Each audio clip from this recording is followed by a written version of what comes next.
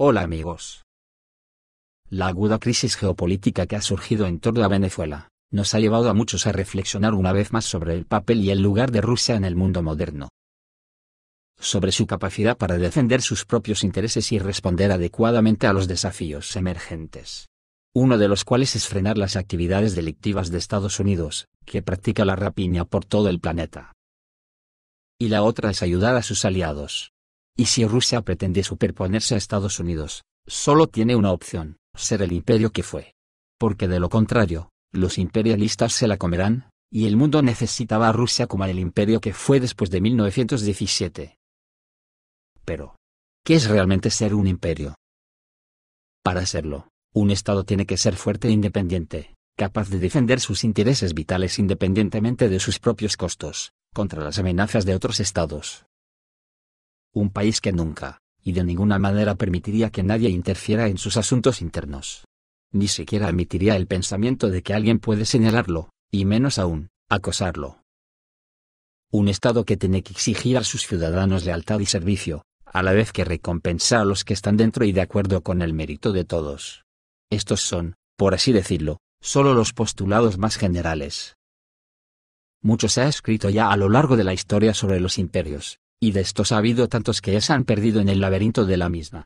Pero algunos han dejado más huella que otros, siendo tres los más destacados. Entre ellos el Imperio ruso, que fue uno de los más extensos de la historia, junto al británico y el español. De todas formas es importante observar que, si bien el romano fue bastante más reducido, su influencia cultural sobre las regiones dominadas lo han posicionado entre uno de los más recordados de toda la historia. El pilar de un imperio es su gente unida por una sola idea, la convicción de que viven en el mejor país posible, arrimando el hombro por su prosperidad y seguridad, y no escatimaría fuerzas ni sacrificios por su defensa. El poder imperial debe disfrutar no solo de la confianza completa entre la gente, sino de una autoridad absoluta e incuestionable.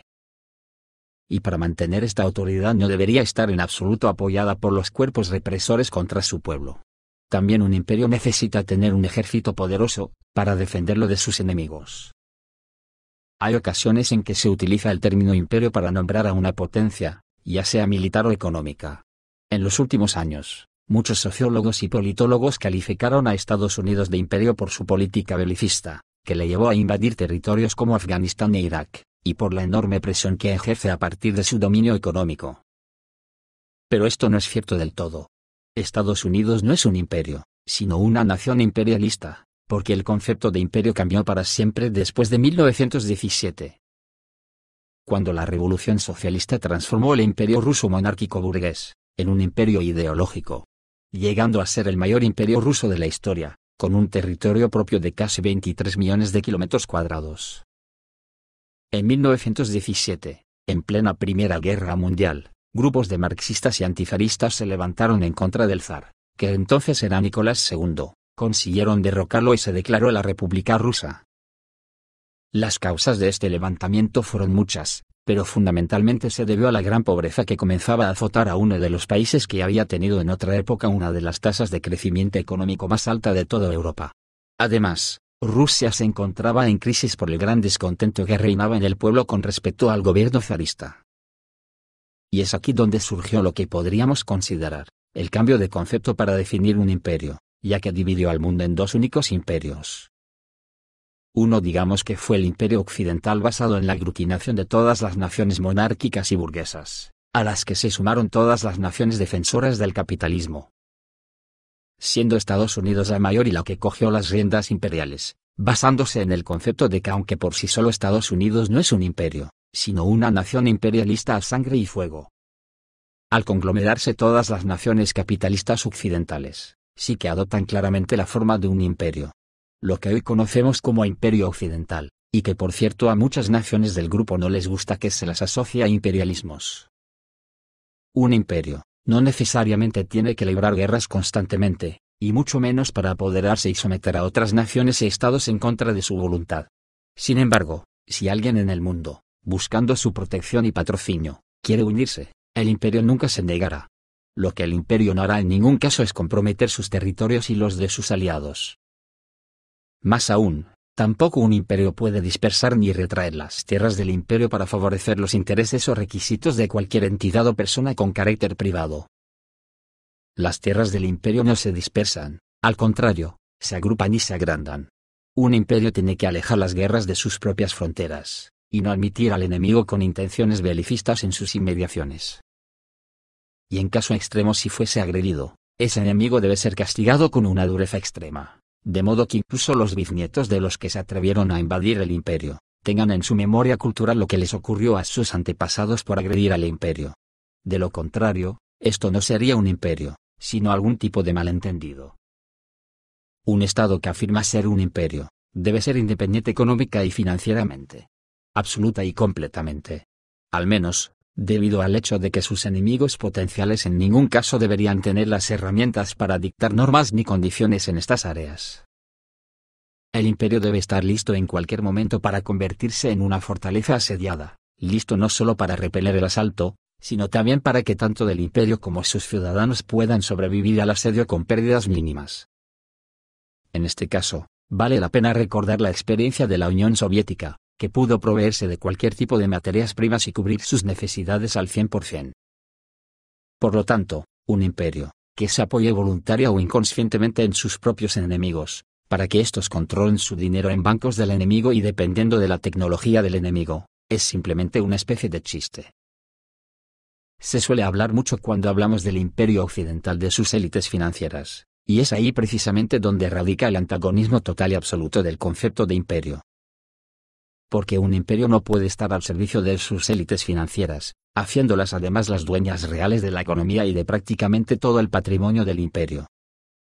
Lo que le hace precisamente al imperio occidental un imperio atípico en grado sumo, quedándose simplemente en un conglomerado de naciones medievales, que por su tamaño y la codicia hacia sus vecinos se les otorga el título de imperio. Entonces, ¿habría que prohibir las élites en un imperio actual moderno y igualitario? Absolutamente no. Un imperio no puede estar sin élites.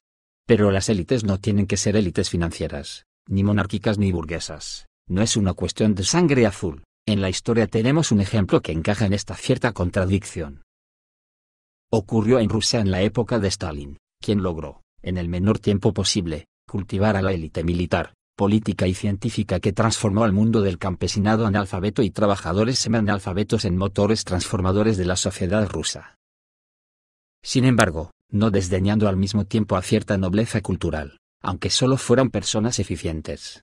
La élite imperial se tiene que distinguir de la burguesa monárquica, imaginándose a sí misma como la sal de la tierra, pero en que su estatus social y material está estrechamente ligado y supeditado al Estado y a su acervo. Tiene que ser un reflejo material del grado de lealtad y utilidad de su sociedad para todas las personas del imperio, donde por supuesto no pueden tener cabida lo que hoy llamamos oligarcas o multimillonarios. Por ejemplo, hoy en día, hay tendencia a llamar imperio a los Estados Unidos de Norteamérica. Esto es una broma de mal gusto, y está pervertido el término en su propia raíz. Los Estados Unidos son una parodia malvada y vil del concepto mismo de imperio, ya que todos los principios fundamentales que se han expuesto anteriormente. En Estados Unidos estos términos están pervertidos, y son, exactamente, lo contrario a lo que tiene que ser un imperio. La América actual es el país de los colonizadores criminales victoriosos, genocidas de las tribus autóctonas, país de estafadores cuyos descendientes tratan de insuflarse hábitos imperiales, desde la orgullosa águila en el escudo de armas, y terminando con las pretenciosas reclamaciones a su liderazgo mundial. Y por mucho que lo pretenda, no es un imperio. Es hora de explicárselo a la gente y a ellos mismos. Para que la humanidad camine hacia un futuro mejor, es un imperio donde no existan las grandes diferencias sociales, y se mire por todas las personas. En otras palabras, el otro imperio, es todo lo contrario a lo que representan hoy, Estados Unidos y el imperio occidental. Entonces, para contrarrestar la deriva a la que nos lleva actualmente el imperio occidental, ¿se puede confiar en que la Rusia actual pueda llegar a ser ese imperio que el mundo necesita? ¿Está el actual gobierno ruso listo para construir un imperio? Una pregunta difícil. Vladimir Putin, por un lado, está poniendo firmes a los países occidentales con pensamiento imperial. Por otro lado, voluntaria o inconscientemente, avanzó a Rusia al máximo en esa dirección. Incluso, con errores de cálculo, ha hecho que muchas personas pensaran en el futuro de Rusia como un imperio. Y quizás, aún sin poder construir un imperio, Putin en cualquier caso, está allanando el camino para ello. Uno de estos errores de cálculo está siendo el hacer con Venezuela. Rusia debería proteger más enérgicamente a sus aliados, debería dejarle claro a Estados Unidos, que si agrede a Venezuela militarmente o como está haciendo ahora, acorralando a su gobierno apoyándose en unos golpistas, respondería militarmente. El fortalecimiento del poder militar tiene que ser consecuente porque un imperio con un ejército débil es imposible. Además Rusia, simplemente no tiene otra opción, sus enemigos quieren destruirla desde 1917, y el mundo del futuro la necesita. Y Rusia no debe generar dudas sobre el tema de la coexistencia pacífica con Occidente. Ya que bajo ninguna circunstancia es posible, cosa que ha quedado meridianamente clara después de la caída de la Unión de Repúblicas Socialistas Soviéticas, que demostró que el imperio occidental no quiere la paz. Y en vez de comenzar negociaciones para un mundo nuevo, olvidando las guerras pasadas, lo que hizo fue comenzar un asedio a Rusia sin precedentes. Una vez terminada la Segunda Guerra Mundial en 1945, donde el Imperio Rojo que había librado al mundo del nazismo. Allí mismo, inmediatamente comenzaron a implementar nuevos planes para la destrucción del Imperio Socialista. Y solo la fuerza y el poder del pueblo evitó que Rusia se convirtiera en ceniza radiactiva. Esto es lo que hay que recordar siempre. Hoy el mundo está experimentando otro renacimiento. Llega otra era en la que no hay lugar para los débiles y los tímidos. En este nuevo mundo, o Rusia entra como un imperio orgulloso y poderoso, o desaparecerá para siempre como el imperio que el mundo necesita para construir un nuevo futuro. Futuro que no se podrá construir con naciones imperialistas, porque hay que dejar muy claro, que el término imperialismo, hace referencia a la conducta y tendencia de un Estado que quiere situarse por encima de otros. Esta corriente está vinculada a los deseos de expansión y anexión de otras tierras y riquezas a la fuerza. ¿Y Europa? La vieja Europa que ha sido cuna de múltiples naciones imperialistas, ¿qué papel desempeña en la estructuración del mundo actual?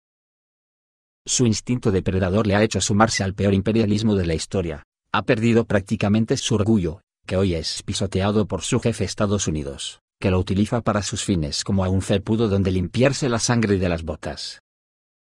Se podría pensar en que alguna vez logrará zafarse de sus absurdas monarquías y estructuras burguesas que son un auténtico anacronismo en el mundo actual.